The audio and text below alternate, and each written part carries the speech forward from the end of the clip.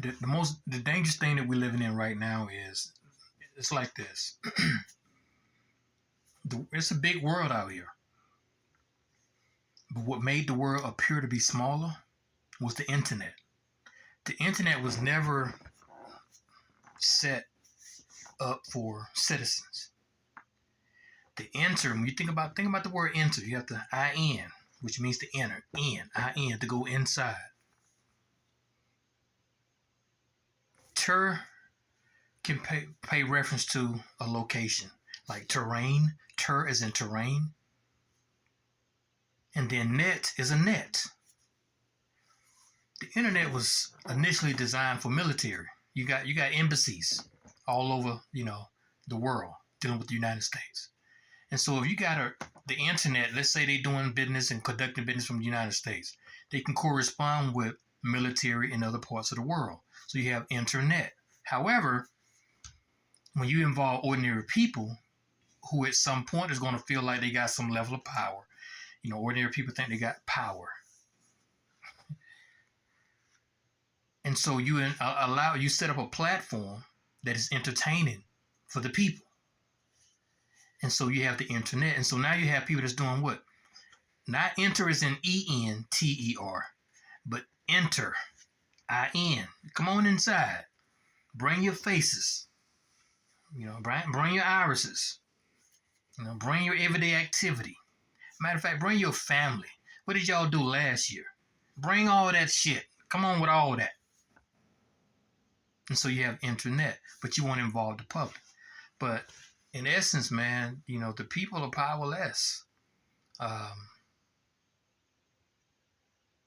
I get it, When you think about the fact that you have, situations where you have those who are, anti-government, anti-corporations, but that's the world that we live in. And if you think you're going to occupy a platform such as YouTube, Facebook, TikTok, WhatsApp, and you're not being monitored, like, I dare you think that you're going to occupy a space and you're not going to be monitored. I mean, if you want to go and speak in the public schools, you got to be vetted and you're going to be monitored. You go into a place of business. Yeah, you went in there to eat and dine, but you up under surveillance. And so for people to think that they're going to occupy online, and there it is again. Think about the prefix, ON. You're on, and you're a line of communication. You're in a line of communication, digital communication. The American people are a dumbed down society. Some people refer to it as stuck on stupid. For decades, the American people have sat in the comfort of their homes and they have pointed at people in third world nations and said, man, look at how they eat. Look at how they live. They have watched people take rocks and throw them in armored tanks. What did you all just experience with the so-called Black Lives Matter when the armored tanks hit the streets of urban America? You saw people in the streets. The Molotov cocktails, bricks, and other debris, throwing them at, police who were in military attire. And so to think that, you're going to dance on the water and not get wet, it's not a reality. We are in a police state. And a police state doesn't always involve the fact that you got aggressive policing hovering over a community or a city. No, it's not like that. And it's necessary. You got a lot of certified idiots out here in the general public. You got a lot of YouTubers out here who share misinformation. It's necessary. They got to be policed. And they're going to be policed. It makes no difference. It's nothing you can do about it. There's nothing you can do about it. Well, I can recall vividly where I was, and it was very, very, very, very close to the year of 1999. Very close. And I was doing some research. And the research that I engaged in, that the United States would be divided in approximately 4 parts. Colombia would cover a certain part. Russia would cover a certain part. Belgium would cover a certain part. And who else? Venezuela, cover a certain part. But these were not people who were depicted as infringers on American soil, as the people think. But these were global police keepers. And so it's irritating, it's agitating, it's frustrating hearing people.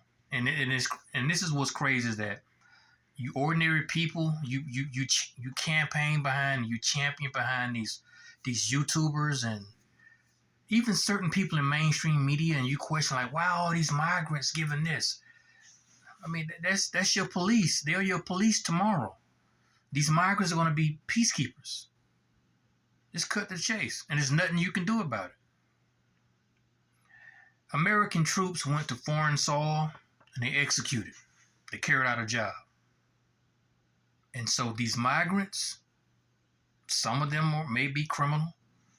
Some of them may be fragile-minded individuals.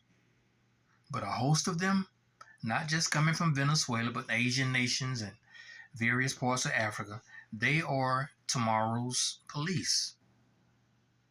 And so in Atlanta, you just had a situation where approximately 55 were vetted in and sworn in as citizens. And the discussion is already like, in hindsight, in regards to whether or not these people are going to be placed in position to police Americans.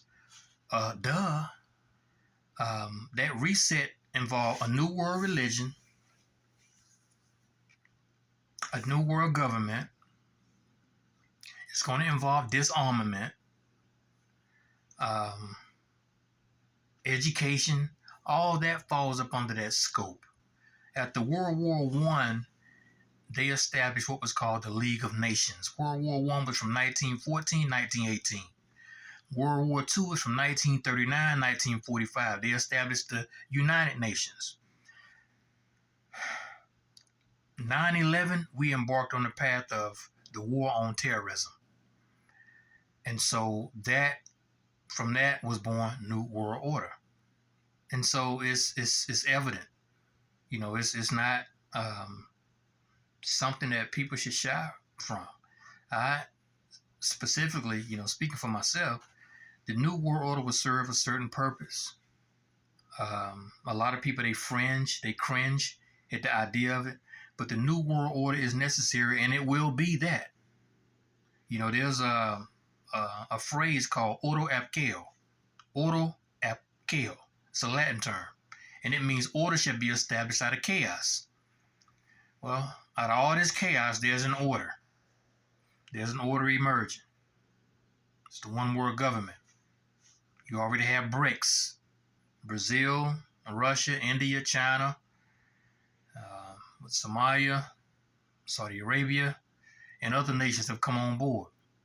The difference between me and a lot of people is I'm not a know-it-all. I'm a learn-it-all. And so I have a tendency to, look into different things, different facets that pertain to human life. I embrace information. And I'm not one who is afraid to embrace the fact that what I knew yesterday is being overpowered by what I know today. It's a new day. It's a new sunlit day. And so when you see yourself as like, man, I'm an American citizen, I'm big on U.S. history, or I'm big on black history, that don't mean shit when you speak in terms of global history. See, I had learned a long time ago, you can't just be a student of black history, of U.S. history. I had become a global student. And so when you look at the first four letters of the word student, it's S-T-U-D. When you look at the four letters of the word study, it's S-T-U-D. I had become a student of what I study. And so while a lot of American people were sitting in the comfort of their homes, and they would point at their TV screens, and they was like, man, look at how they feeding off one another over there. It's a third world nation. Or look at how they are in the streets throwing rocks at armored tanks. You all are about to get all of that and some. And so, to kill the curiosity, these immigrants, these migrants, however you want to classify them, illegals, they are tomorrow's police. And that policing is going to take place in the United States of America. You all are going to be policed by folk from Yugoslavia, various parts of Asia, China, um, South Africa, Haiti, and Venezuela. It ain't shit you can do because the average American person, you can't fund a war. You can't fund a campaign. This is bigger than you. It's bigger than you. And had you all become universal students as opposed to U.S. students or Black history students, it wouldn't be so foreign to you all. But yeah, it's a new day. It's a new day. And, you know, in terms of the border is all hype. Think about this word right here. Let's combine Canada, America, and Mexico, or Mexico. Canada, America, and Mexico. Let's combine them and call them Comerico. There are no fucking borders.